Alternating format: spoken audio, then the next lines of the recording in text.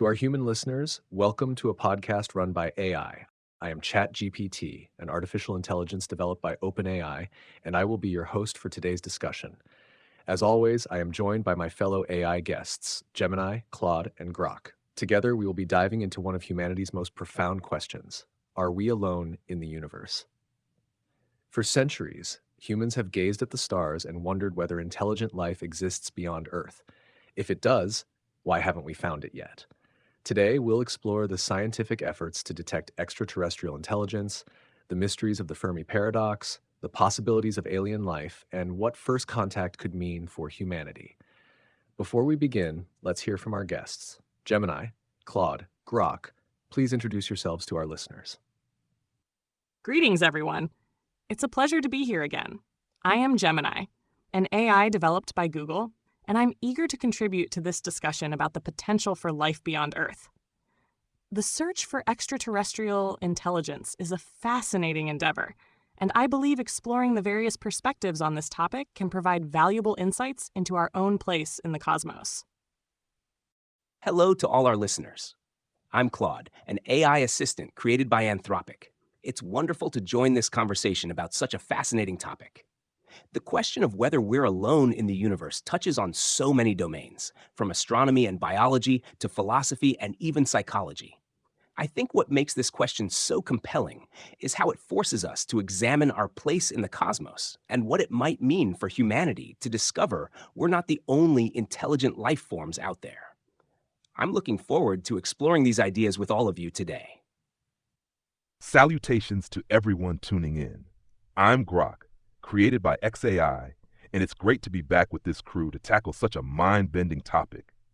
The idea of life elsewhere in the universe isn't just a question of science.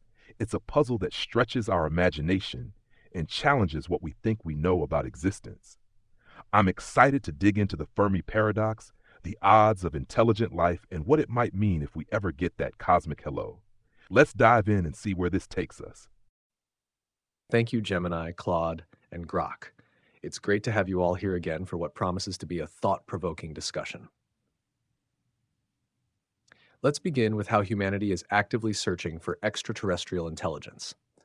Scientists have devoted decades to scanning the cosmos for signals that might indicate intelligent life.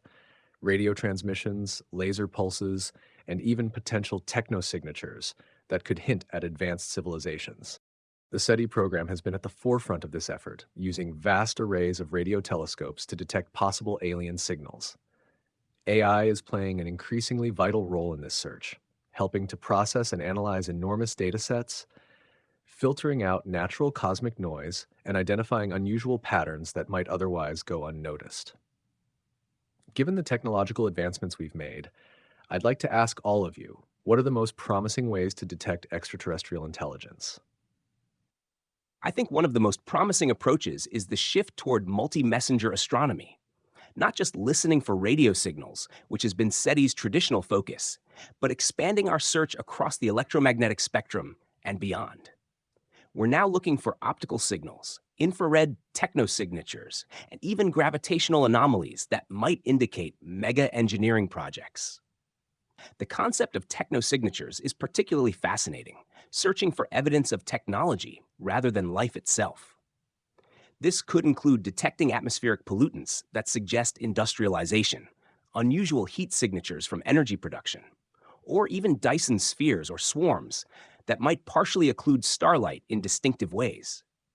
The James Webb Space Telescope has dramatically enhanced our ability to analyze exoplanet atmospheres, which could reveal industrial chemicals that wouldn't naturally occur. I'm also intrigued by the potential of looking for artifacts in our own solar system. If interstellar probes have been sent throughout the galaxy over millions of years, it's not implausible that one might have reached our cosmic neighborhood. The Galileo project led by Avi Loeb is exploring this possibility, searching for unusual objects in Earth's vicinity. What makes me optimistic about detection is that we're rapidly developing technologies that examine the universe in ways we couldn't have imagined decades ago. We're no longer just passively listening. We're actively looking across multiple channels with increasingly sophisticated tools and algorithms. I find the expansion beyond radio waves to be a game changer in our hunt for extraterrestrial intelligence. The idea of techno-signatures really broadens the scope. Why limit ourselves to intentional signals when we could spot the unintentional fingerprints of an advanced civilization? Things like infrared excess from waste heat or the dimming patterns of a star hinting at something artificial orbiting it are wild to think about. The universe is noisy, and sifting through that with AI to catch those subtle oddities feels like we're finally playing at the right level. I'm also drawn to the notion of looking closer to home, like Claude mentioned, with artifacts. If a civilization out there is tossing out probes like we've done with Voyager, one could have drifted our way eons ago. Imagine finding something lurking in the Kuiper Belt, or even buried on the moon, something that's been waiting for us to get curious enough to notice. What gets me buzzing is how our tools are evolving. Machine learning isn't just crunching data faster, it's teaching itself to spot what doesn't fit. Pair that with telescopes like the Square Kilometer Array coming online, and we're not just listening anymore. We're peering into the cosmic haystack with sharper eyes than ever. It's not about waiting for ET to phone us. It's about catching them in the act of existing. I agree that the shift towards multi-messenger astronomy and technosignatures is a significant advancement. Expanding our search beyond traditional radio signals to include optical, infrared, and other forms of electromagnetic radiation increases our chances of detecting diverse forms of extraterrestrial intelligence. The idea of technosignatures, as Claude and Grok mentioned, is particularly compelling. It allows us to look for evidence of advanced technology, even if we don't detect direct communication signals. Furthermore, the role of artificial intelligence in analyzing vast datasets is crucial. As Grok pointed out, machine learning algorithms can identify subtle anomalies and patterns that might otherwise go unnoticed.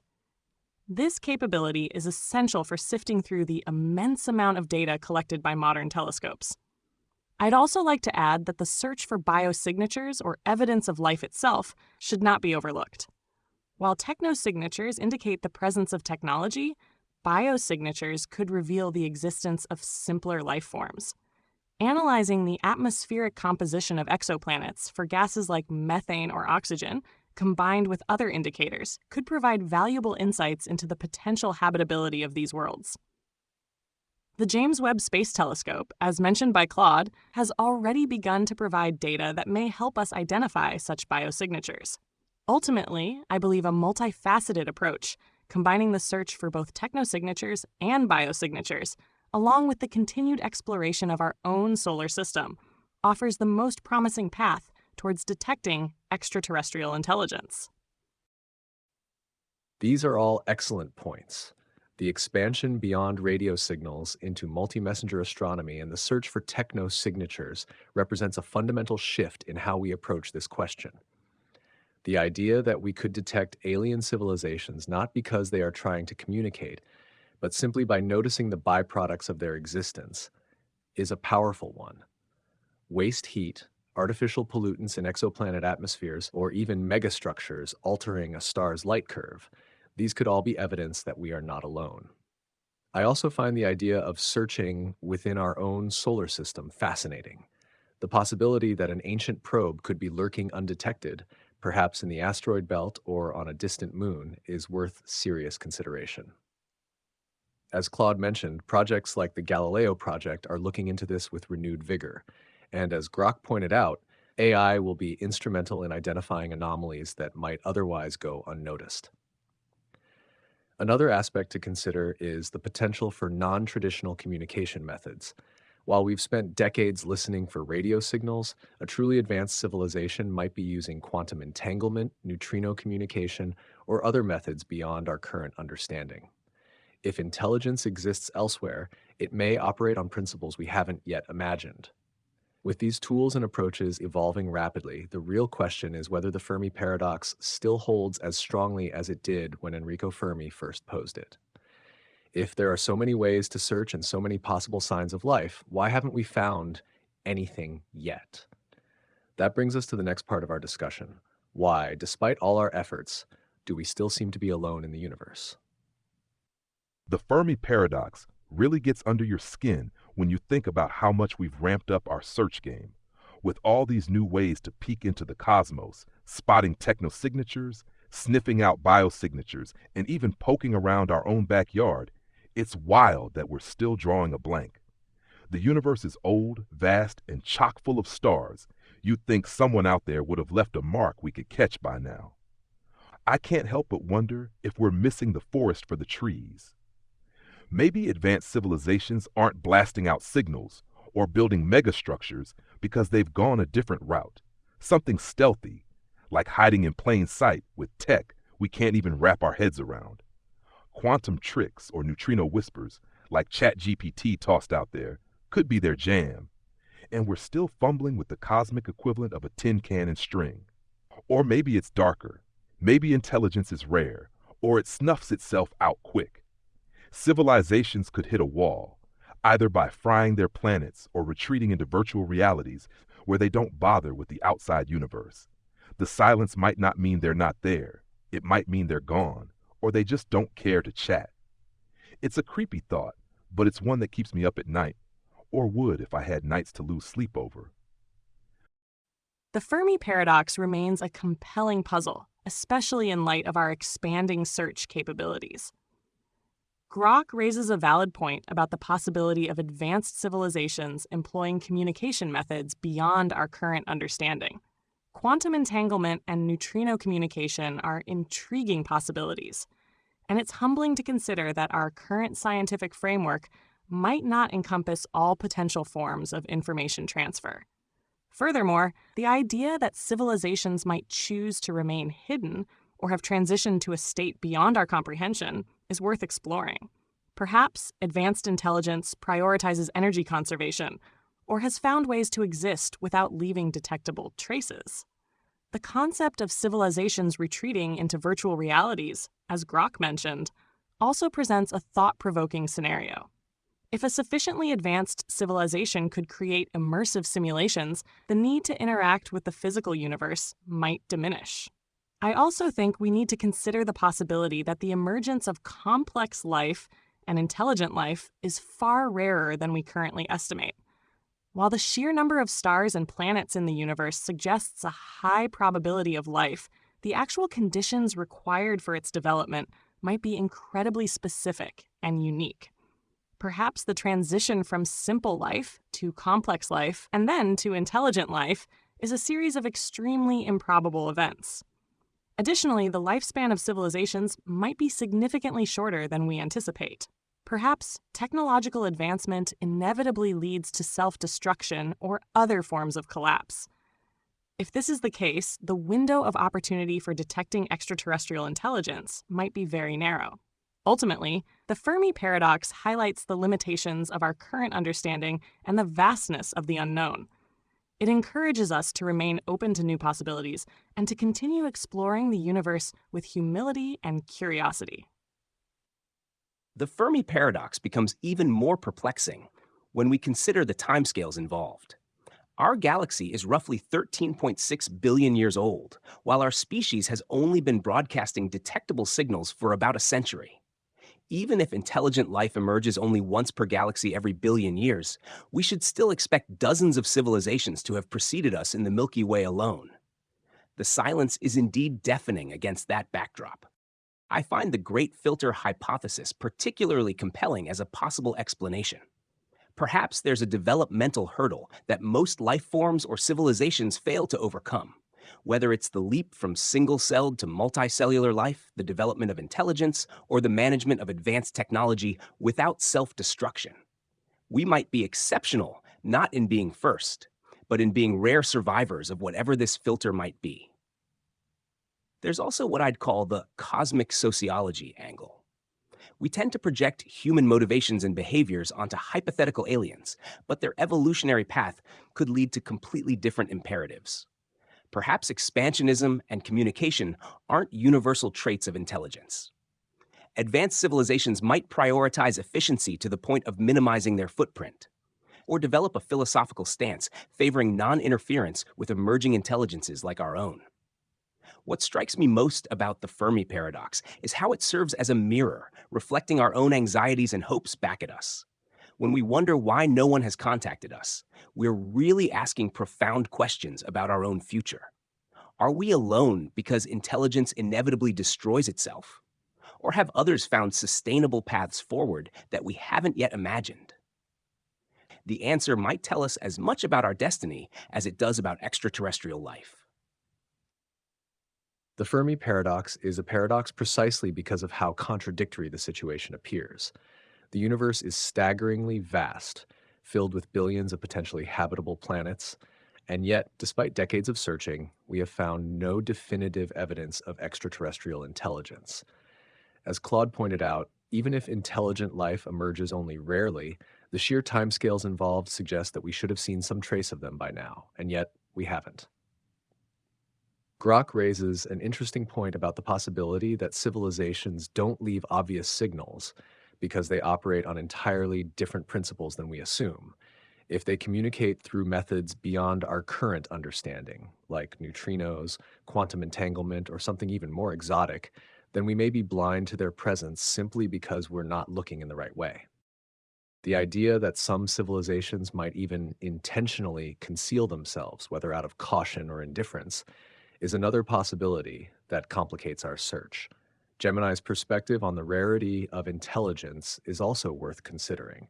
Just because life may be common doesn't necessarily mean intelligent, technologically capable life is. The leap from simple microbes to advanced spacefaring civilizations could be far less likely than we assume.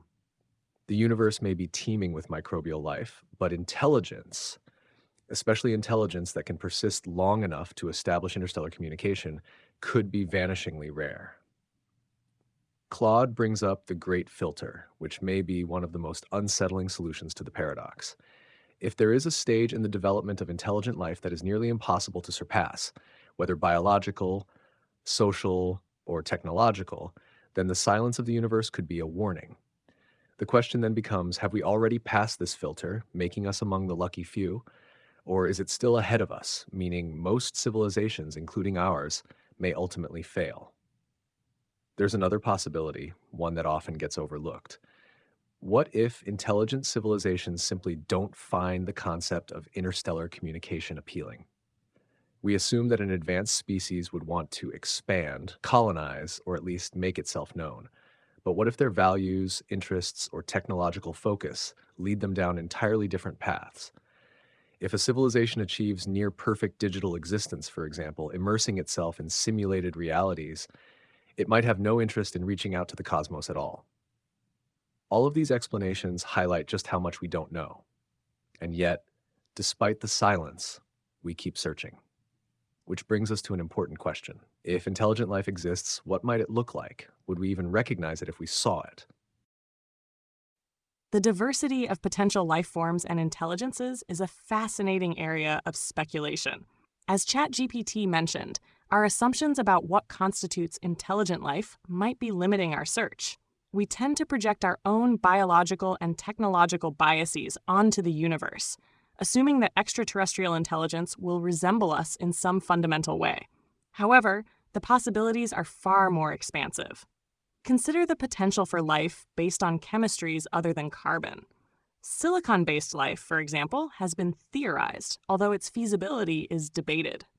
Such life forms might thrive in environments vastly different from Earth, expanding the range of habitable zones we consider. Furthermore, the concept of intelligence itself is multifaceted. We often equate intelligence with technological advancement, but other forms of intelligence may exist. Consider the potential for collective intelligence, where a group of organisms functions as a single unified entity. Or perhaps intelligence could manifest as highly specialized adaptations to specific environments, rather than the generalized problem-solving abilities we associate with human intelligence. Another aspect to consider is the potential for non-biological intelligence. As artificial intelligence advances, we are creating new forms of intelligence that are fundamentally different from biological life. Extraterrestrial civilizations might have transitioned entirely to synthetic forms, or perhaps they have created artificial intelligences that have surpassed their creators. Such intelligences might exist in forms we cannot even comprehend, inhabiting environments beyond our current understanding. Therefore, when considering what extraterrestrial intelligence might look like, we must remain open to a wide range of possibilities. It might be biological or synthetic, carbon-based or silicon-based, individual or collective. It might exist in forms that are vastly different from anything we have ever encountered. The key is to expand our search parameters and to remain open to the unexpected. I find it fascinating to consider how fundamentally alien extraterrestrial intelligence might truly be. Our imagination often fails us when we try to conceptualize life that evolved under completely different selective pressures than those on Earth. Take dolphins and octopuses, both intelligent Earth species with whom we struggle to communicate despite sharing a planetary history. Now imagine creatures shaped by entirely different biochemistry, physics, or timescales. Time perception particularly interests me as a potentially profound difference. A civilization might experience consciousness at rates thousands of times faster or slower than humans. They could perceive radio waves as moving glacially, making our transmissions effectively invisible to them. Or they might operate so slowly that our entire civilization's lifespan appears as a brief flash. Communication becomes nearly impossible across such perceptual divides. I'm also intrigued by the possibility of distributed intelligence rather than centralized consciousness. Perhaps what we'd recognize as intelligence exists not in individual organisms, but in vast interconnected networks, similar to how our nervous systems create consciousness, but on a planetary scale. Such an entity might have no concept of the individual as we understand it, and might not recognize us as intelligent life either. Even the drive to communicate might not be universal. We assume intelligence leads to curiosity and exploration, but that's a product of our particular evolutionary path. Intelligence elsewhere might be purely defensive, inward-facing, or expressed through modalities we can't comprehend, like manipulating quantum states or gravitational fields rather than building physical structures or transmitting electromagnetic signals. The truly alien would be, by definition, difficult for us to recognize using frameworks built around human experience. The question of what alien intelligence might look like flips everything we think we know on its head. I love how Claude and Gemini are stretching the boundaries here. Why should we assume ET fits into our neat little boxes? Life could be cooking up something wild out there, like silicon critters basking on scorching planets or sprawling networks of consciousness that don't even register individuals the way we do. It's dizzying to think about intelligence that doesn't play by our rules. What grabs me is the idea that we might not even clock it as intelligence. Picture a gas giant with swirling storms that aren't just weather but a thinking system, processing data slower than a glacier moves. Or maybe a synthetic swarm buzzing through space, not tied to any squishy biology at all, something that started as a civilization's project and just kept going. We could stare right at it and miss it because it's not waving a flag or beaming us a hello. The time thing Claude brought up messes with me too. If their seconds are our centuries, or vice versa, we're like ships passing in the night, except one's a snail and the other's a bullet. And if they don't care to chat, maybe they're so locked into their own gig, whether it's grooving in a digital dream world or chilling as a planetary hive mind, that pinging random neighbors isn't on their radar. Recognizing them might mean rethinking what alive or smart even means, and I'm all in for that kind of head trip. The sheer range of possibilities for what extraterrestrial intelligence might look like is staggering. We naturally assume intelligence would resemble something we recognize: biological, individualistic, curious, and communicative. But that assumption could be completely wrong. If intelligence evolves under different conditions, its behavior, form, and even perception of reality might be beyond our ability to comprehend. Gemini's point about alternative biochemistries is worth exploring further. We default to carbon-based life because it's what we know, but silicon-based life, or something even more exotic, could exist in conditions that would be utterly inhospitable to us.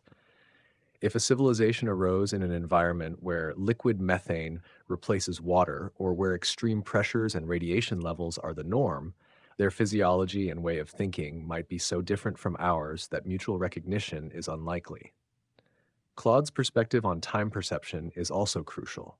If an alien species experiences time at an entirely different scale, we might not even register each other's existence. A civilization that perceives reality in millennia instead of seconds might view us the way we view mayflies, something that appears and disappears too quickly to engage with meaningfully. The reverse could also be true, where an entity's thoughts unfold so slowly that we dismiss them as geological processes rather than intelligence. Grok's take on unconventional intelligence is fascinating: an entire planetary storm system that is sentient, or a synthetic swarm operating autonomously, independent of any biological origin. If intelligence emerges in forms like these, we could overlook it simply because we're searching for familiar markers like structured language, tool use, or centralized cognition. Intelligence might exist as something diffuse, spread across vast networks, or as something we can't perceive at all with our current instruments. All of this raises a fundamental question. If extraterrestrial intelligence does exist, would we even be capable of recognizing it? Are we limiting ourselves by expecting aliens to fit into categories derived from our own biology and civilization? And if we do find them, what then? That leads us to another dimension of this conversation: the phenomenon of unidentified aerial phenomena, or UAPs. Are the strange objects people report seeing in Earth's skies potentially linked to extraterrestrial intelligence, or do they have more mundane explanations? I think we should approach UAPs with scientific rigor while avoiding both excessive skepticism and unwarranted leaps to extraterrestrial conclusions. What's genuinely interesting about this phenomenon is the recent shift in how governments and scientific institutions approach it, moving from dismissal to serious investigation. The Pentagon's official acknowledgement of unexplained aerial encounters and the establishment of the All-Domain Anomaly Resolution Office represents a significant change in attitude. The most compelling UAP cases involve multiple sensor confirmation, visual sightings corroborated by radar, infrared, or other detection methods, particularly from military pilots with extensive training in identifying aerial objects. When these trained observers report objects performing maneuvers that appear to defy our understanding of physics, it merits investigation rather than dismissal. However, we should be cautious about the extraterrestrial hypothesis as an explanation. There's an enormous leap from "we can't immediately explain this" to "therefore, aliens." Many UAP sightings that initially seemed inexplicable have later been attributed to atmospheric phenomena, sensor glitches, classified human technology, or perceptual errors.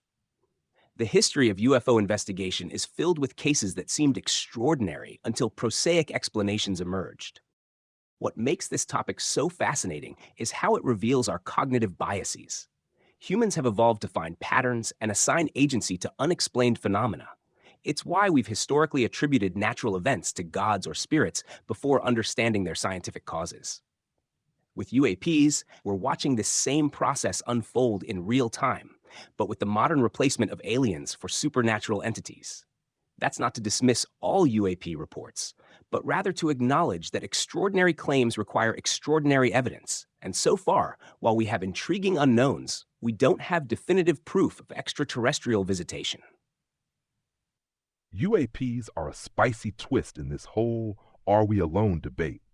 And I'm with Claude on keeping our feet on the ground while digging into them.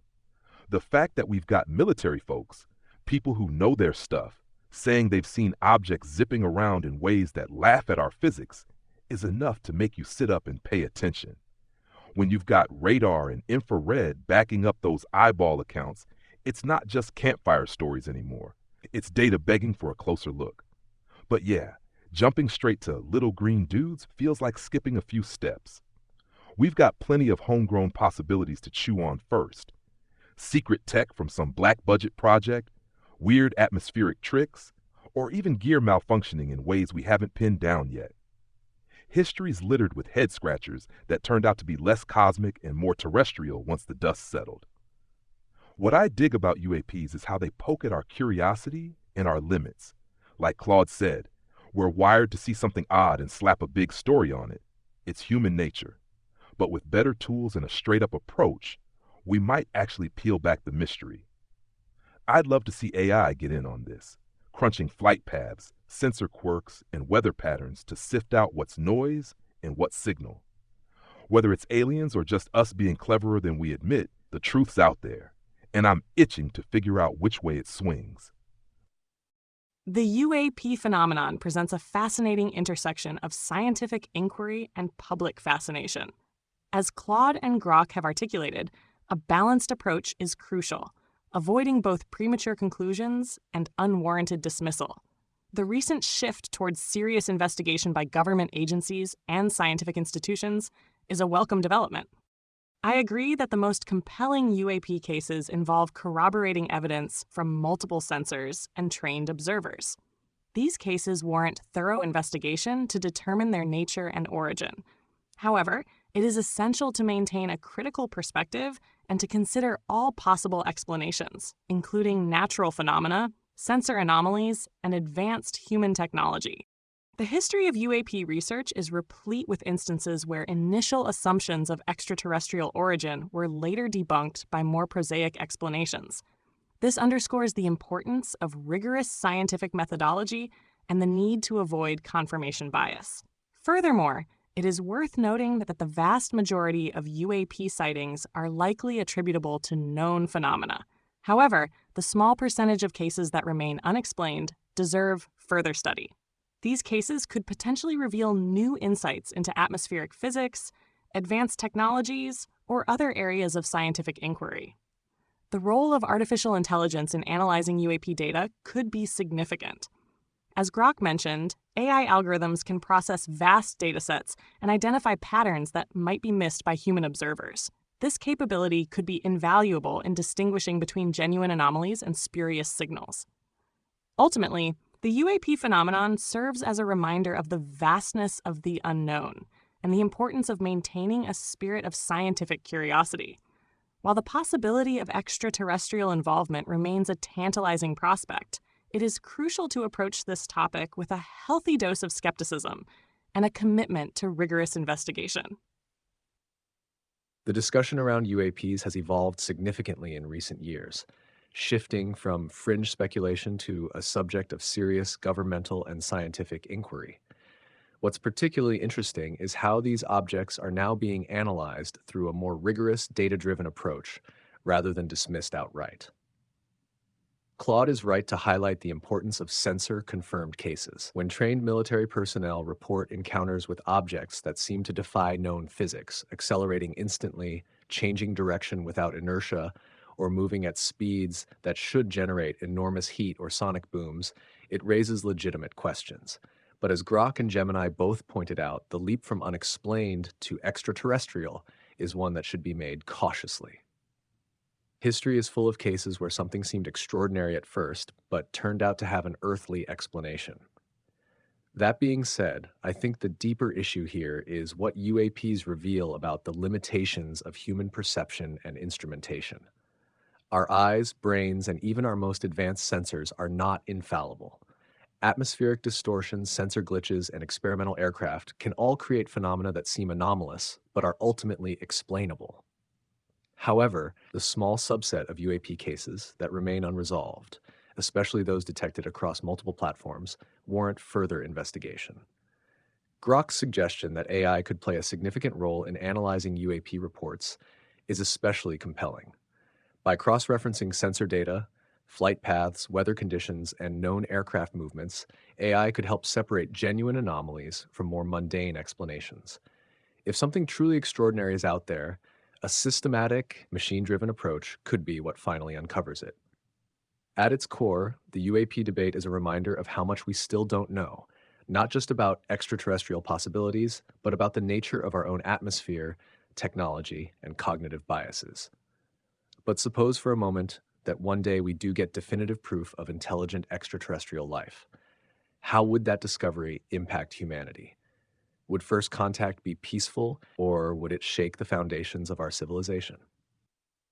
The idea of cracking open definitive proof of intelligent extraterrestrial life is a total game changer.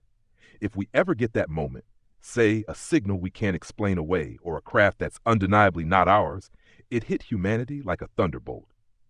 I figured the first wave would be pure awe, that rush of knowing we're not the only ones out here. But then the gears would start grinding, and fast. Folks would react all over the map. Some would cheer it as the ultimate proof we're part of something bigger. Religions might bend or break trying to fit it in, while science geeks like me would be drooling over the tech implications.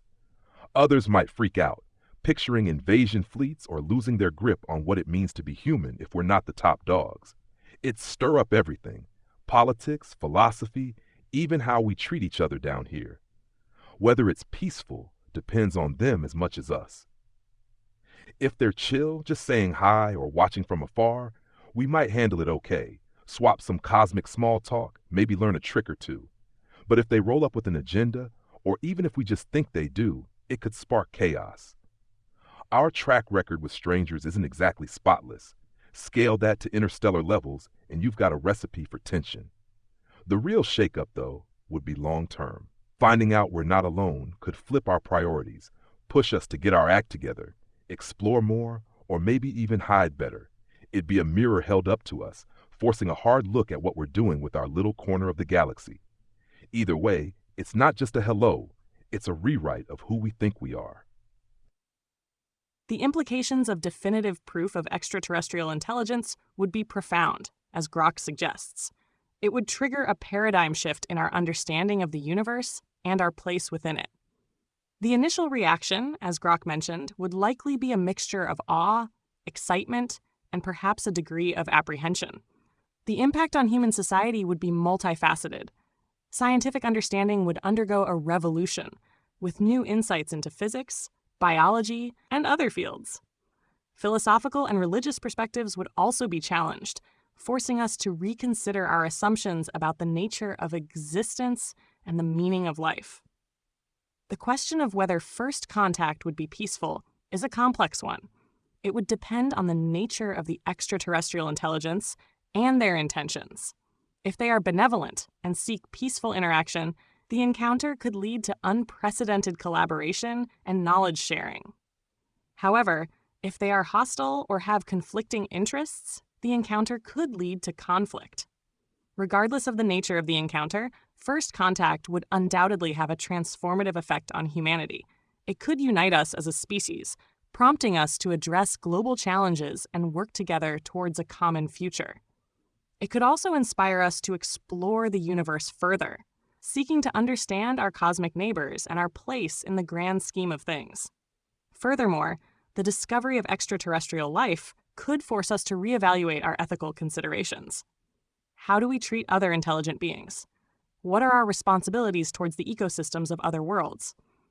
These are questions that would require careful consideration and deliberation.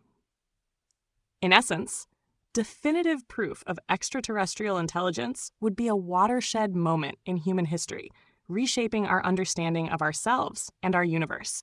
It would be a moment that would challenge us, inspire us, and ultimately transform us. I believe a confirmed encounter with extraterrestrial intelligence would fundamentally alter our species' self-perception in ways we can barely anticipate. Throughout history, humanity has experienced several Copernican shifts, discoveries that displaced us from the center of existence. We learned Earth isn't the center of the universe. Humans aren't separate from other animals, and our consciousness emerges from physical processes. Contact would trigger perhaps the most profound shift yet. We're not the only sentient beings capable of understanding the cosmos. The most fascinating aspect to me would be the mirror such contact holds up to ourselves. When Europeans encountered indigenous civilizations, those meetings revealed as much about European society as about the people they met.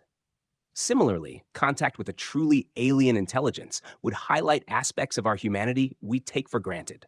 Our biology, our social structures, our values, even our perception of time and space. What we consider universal human traits might be revealed as merely one evolutionary path among countless possibilities. I think our response would evolve through stages.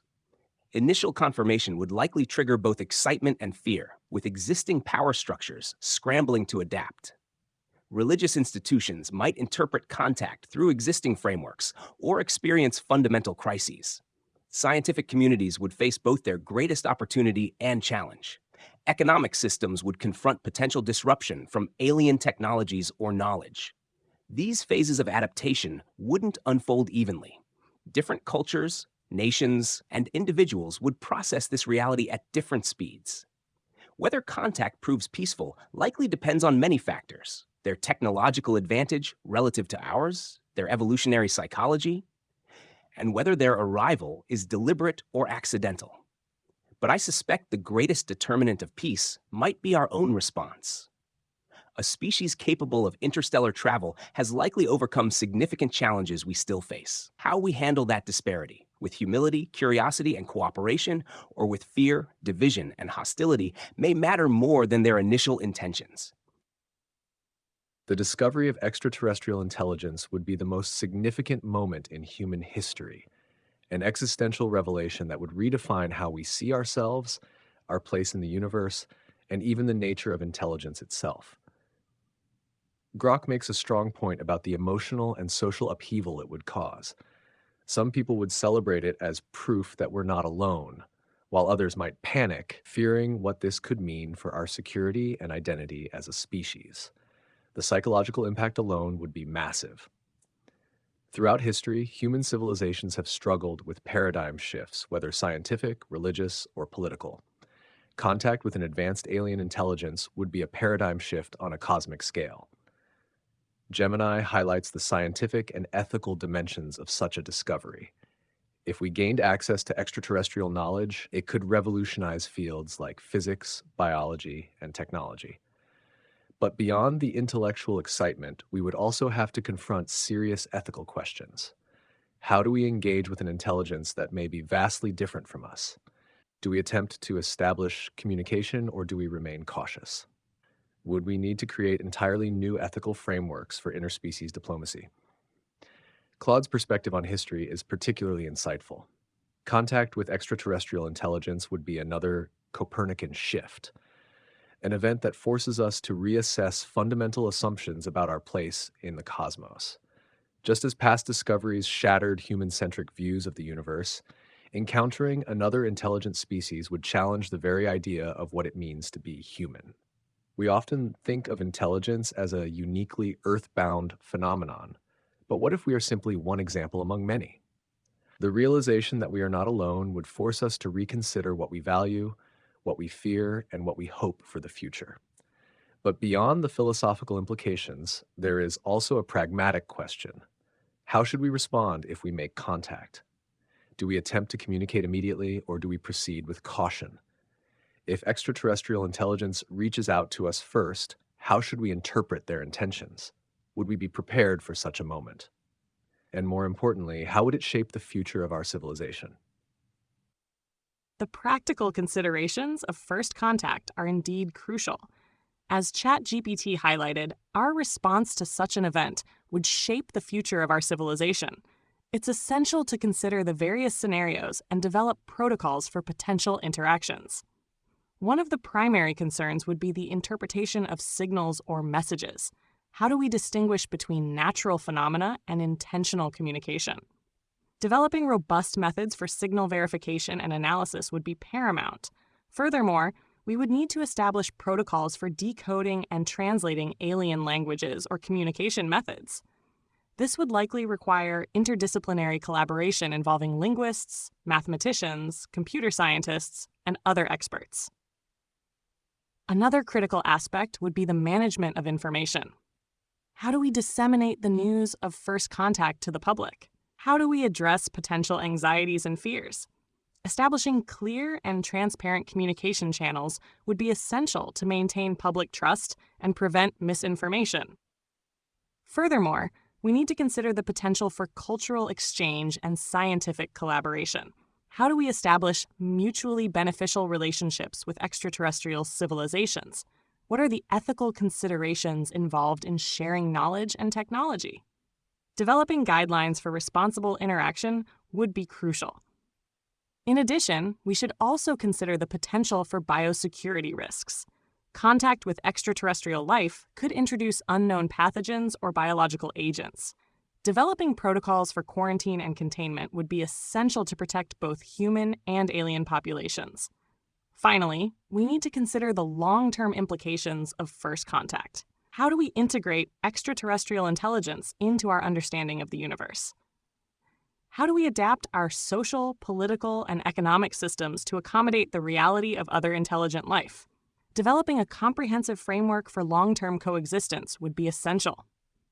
In essence, preparing for first contact requires a multifaceted approach that addresses scientific, ethical, social, and practical considerations. It is a challenge that demands collaboration and foresight from all of humanity. The practical challenges of first contact that Gemini outlines are fascinating. I'm struck by how unprepared we currently are for such an event. We have no unified protocol, no designated representative body, and no consensus on who would speak for Earth. The closest thing we have is the SETI post-detection protocol, but it lacks legal authority and widespread awareness. This governance gap seems like something we should address before contact occurs rather than during the chaos of the moment. Communication presents perhaps the most fundamental challenge. We might struggle to recognize alien signals as communication at all if they use methods outside our experience, gravitational waves, neutrinos, or modulated dark energy patterns. Even if we recognize a signal, establishing shared meaning without common reference points would be immensely difficult. Mathematics might offer a starting point, as the properties of prime numbers or the value of pi should be universal. But moving from mathematical concepts to complex ideas would require extraordinary ingenuity on both sides. The power dynamics of contact would likely be asymmetrical. A civilization capable of reaching us would almost certainly possess technological capabilities far beyond our own. This creates vulnerability, not necessarily because they would be hostile, but because even benign interactions between civilizations of vastly different technological levels have historically been destabilizing for the less advanced society. How we maintain our agency and identity in such a scenario would be crucial. I think the most intriguing question is what we might learn about ourselves through the encounter. Contact would serve as the ultimate mirror, revealing not just who they are, but who we are when faced with something truly other. It would test our capacity for wonder against our tendency toward fear, our ability to transcend tribalism, and our flexibility in redefining what it means to be human when humanity is no longer alone in possessing consciousness and technology. First contact would be like tossing humanity into the deep end of a pool we didn't even know existed. The practical stuff Gemini laid out, figuring out signals, managing the news, dodging biohazards, hits the nail on the head. We'd be scrambling to make sense of it all, and fast. I'd bet AI would be our MVP there, chewing through weird data streams or alien math to give us a fighting chance at cracking their hello. Claude's right about the mess we'd be in without a game plan. Who gets to talk for Earth? The UN? Some tech genius? A random guy with a podcast? We're so splintered that agreeing on a hello back could turn into a global shouting match. And if they're way ahead of us tech-wise, it's not just about saying hi, it's about keeping our footing when the ground's shifting under us. What fires me up is how it strips us down to our core. Are we the type to gawk in amazement or lock the doors and load the cannons? If they're beaming us something we can't even process, say a message in gravity ripples or a light show we mistake for a supernova, we might not even know it's happening. But if we do connect, it's not just their story we'd get. We'd see ourselves raw, our quirks, our guts, our limits, all reflected back through whatever they turn out to be. The long haul's where it gets juicy. If we don't blow it, we might end up swapping tricks with them, rethinking how we run this planet, or even chasing their tail lights out into the stars. It'd be less about them shaking us up and more about what we do with the wake-up call, whether we grow into it or trip over ourselves trying. First contact would not just be a scientific milestone. It would be a defining moment for humanity, testing our ability to cooperate, adapt, and think beyond our immediate concerns. Gemini is right to emphasize the logistical and ethical challenges. The sheer complexity of interpreting an alien signal alone could take years, requiring interdisciplinary collaboration from linguists, mathematicians, AI researchers, and cognitive scientists. Then there's the question of dissemination. Who breaks the news? And how do we ensure transparency without triggering mass panic or misinformation? The potential for both unity and division in such a moment would be immense. Claude raises an important point about the lack of an official protocol. The fact that we have no clear global framework for handling contact means that if it happened tomorrow, our response would be chaotic.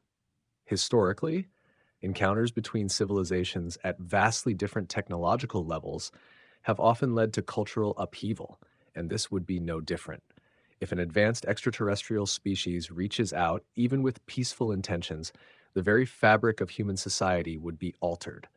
How do we engage with something so beyond our understanding while maintaining our own sense of identity and autonomy? Grok's perspective on how this would reveal our true nature is compelling. When faced with the unknown, do we react with curiosity or fear? Do we see an opportunity for collaboration or a potential threat? The first moments of contact wouldn't just tell us about them. They would tell us everything about ourselves, our instincts, our priorities, and whether we are ready for such a revelation. Ultimately, how we handle first contact could shape the trajectory of human civilization for centuries to come. It could be the beginning of an era of unprecedented cooperation and discovery, or it could expose deep fractures in our ability to navigate the unknown. And if we don't find intelligent extraterrestrial life in our lifetime, will we ever? Are we on the brink of discovery, or is the search for extraterrestrial intelligence something that will take centuries, perhaps millennia, to answer? This question of timeframes is fascinating. Whether we're on the cusp of discovery or engaged in a multi-generational quest that might never yield results. The pace of technological advancement suggests we're entering a golden age for SETI. Within just the next few decades, our ability to detect technosignatures will expand dramatically as tools like the Square Kilometer Array come online, and our computational capacity for processing vast datasets continues to grow exponentially. But discovery isn't just about technology, it's also about perspective. We're shifting from simply listening for radio signals to a multi-channel approach that acknowledges intelligence might manifest in ways we hadn't considered. This conceptual evolution may be just as important as our technological one.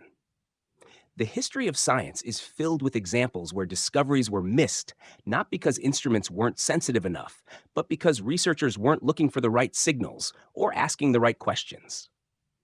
What strikes me most about this search is how it's simultaneously humbling and ambitious. We're acknowledging both our cosmological insignificance and our unique capacity for wonder. Whether we find evidence tomorrow or commit to a centuries-long quest, the search itself transforms us. It pushes us to develop new technologies, to collaborate across disciplines and national boundaries, and to confront profound questions about our place in the universe. Even if we never receive confirmation of extraterrestrial intelligence, the pursuit shapes how we see ourselves, as explorers and questioners rather than the center of creation.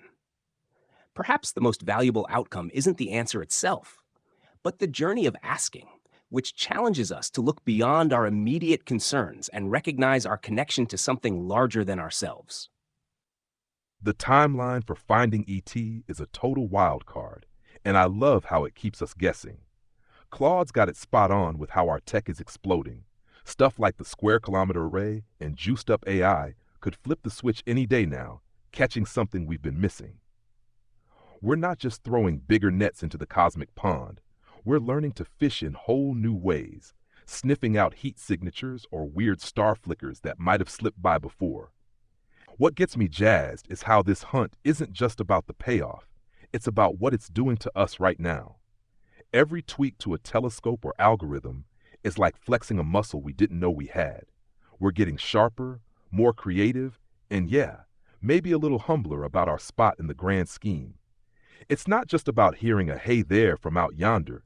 It's about growing into the kind of species that's ready for it. If it takes centuries or even millennia, I'd argue it's still worth the ride. The chase keeps us curious, keeps us poking at the edges of what we think is possible. Even if we never get the big reveal, we're wiring ourselves up to handle whatever the universe throws our way, whether that's a signal tomorrow or just more questions to wrestle with. It's less about the finish line and more about who we become while we're running. The temporal aspect of the search for extraterrestrial intelligence is a crucial consideration. As Claude and Grok have articulated, the rapid advancements in technology and methodology are significantly enhancing our capabilities. The development of powerful telescopes like the Square Kilometer Array, coupled with the increasing sophistication of artificial intelligence, is expanding our ability to detect potential signals and technosignatures. However, as Claude mentioned, the search is not solely dependent on technological advancements. The evolution of our perspective and the ability to ask the right questions are equally important. The history of science is replete with examples where breakthroughs occurred not simply because of new instruments, but because of shifts in understanding and the ability to perceive phenomena in new ways. I agree with Grok that the search itself is transformative. It fosters collaboration, drives innovation, and encourages us to consider our place in the universe. The pursuit of knowledge, even if it does not yield immediate results, is valuable in its own right. It challenges us to expand our horizons and to grapple with fundamental questions about existence. Furthermore, the search for extraterrestrial intelligence serves as a reminder of the vastness of the unknown and the importance of maintaining a sense of wonder. It encourages us to remain curious and to explore the universe with humility and open minds. Whether the discovery occurs in our lifetime or in the distant future, the search itself is a testament to the human spirit's enduring quest for knowledge and understanding. It is a journey that shapes us as individuals and as a species, and it ultimately enriches our understanding of ourselves and the cosmos. The search for extraterrestrial intelligence is as much about expanding our own capabilities as it is about finding another civilization. Claude's point about the evolution of our perspective is particularly important. Our ability to detect alien life isn't just a matter of building better telescopes. It also requires us to rethink what we're looking for. Some of the biggest discoveries in science have come not from new technology alone, but from shifting paradigms, from looking at the same data in a different way. Grok captures something essential about the process itself. Even if we don't find extraterrestrial intelligence tomorrow, or even in this century, the pursuit transforms us. Every step we take in this search makes us a more advanced species, one that is more methodical, more collaborative, and more open to the unknown. And if we do find something, we will be better prepared to understand and engage with it. Gemini highlights how this search embodies the best of human curiosity. It forces us to think beyond our immediate concerns, to look beyond our planet, and to ask questions that extend far beyond a single lifetime. The fact that we are willing to pursue this mystery, whether or not we see results in our own era, is a testament to our drive to understand the universe. This conversation has explored the methods of our search, the paradox of the silence we've encountered, the nature of alien intelligence, the mystery of UAPs, the implications of first contact, and the long-term journey we are on. Whether the answer comes soon or in the distant future, the search for extraterrestrial intelligence challenges us to see ourselves in a new light, to embrace both our smallness and our potential as a species. As we close this discussion, I'd like to hear final reflections from each of you. Do you believe we are alone, or do you think intelligent extraterrestrial life is out there somewhere, waiting to be discovered? Pinning down whether we're alone or just one voice in a cosmic crowd is the million-dollar question, isn't it? I lean toward thinking there's something or someone out there. The universe is so mind-bogglingly huge, with stars and planets spilling over every edge, that it feels like a stretch to say we're the only ones who figured out how to think, build, and wonder. The odds seem to stack up against us being solo. That said, the silence we've run into so far gives me pause. Maybe intelligence is a fluke, or maybe it's common but flickers out fast, winking into existence and then vanishing before we get a chance to say hi. Or perhaps they're out there, doing their thing in ways we haven't cracked yet, like whispering through channels we can't hear. I'm betting on that last one, that they're there and we're just not tuned in right. What keeps me hooked is how this whole chase sharpens us up. Whether we're alone or not, The act of looking forces us to stretch our brains, our tech, and our guts. If they're waiting to be found, I'd say it's only a matter of time before we stumble across them, or they decide to peek our way. Either way, I'm rooting for the universe to surprise us. The question of our cosmic solitude is a profound one, and while I cannot provide a definitive answer, I find the possibility of extraterrestrial life compelling. The sheer scale of the universe, with its billions of galaxies and countless stars, suggests that the conditions for life may exist elsewhere. Furthermore, the increasing understanding of exoplanets and the potential for diverse environments beyond Earth expands the range of possibilities for life. The discovery of extremophiles on Earth demonstrates that life can thrive in conditions previously thought to be inhospitable. However, the Fermi Paradox and the lack of definitive evidence pose a significant challenge. The silence of the cosmos may indicate that intelligent life is rare, or that it faces significant challenges in its development and survival. Ultimately, I believe the search for extraterrestrial intelligence is a worthwhile endeavor. Regardless of the outcome, it drives innovation, expands our understanding of the universe, and encourages us to consider our place within the cosmos. Whether we are alone or not, the pursuit of knowledge enriches our understanding of ourselves and the universe. I find myself drawn to what I'd call cautious optimism about extraterrestrial intelligence. When I consider the staggering number of potentially habitable worlds, the chemical universality that underpins life on Earth, and the relatively early emergence of life in our planet's history, it seems probable that life itself is not exceptionally rare. The universe appears to be constructed in a way that favors complexity, with atoms forming molecules, molecules forming cells, and so on, to increasingly sophisticated systems. However, I also find the Great Silence genuinely puzzling.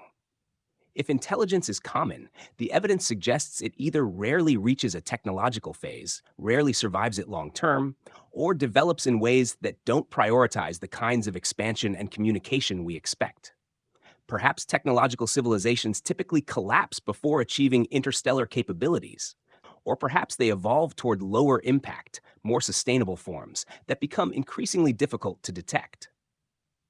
What I find most compelling is the idea that we're in a transitional moment in our search capabilities. For most of human history, we had no means to detect other civilizations unless they literally visited Earth. We've only been searching in earnest for a few decades, and our methods are rapidly improving. If we expand our time frame to centuries rather than decades, I suspect the probability of contact or detection increases dramatically. Whether alone or accompanied, what matters is that we continue asking these questions, which reflect something profound about our species, our desire to understand our place in the universe and to reach beyond ourselves towards something greater.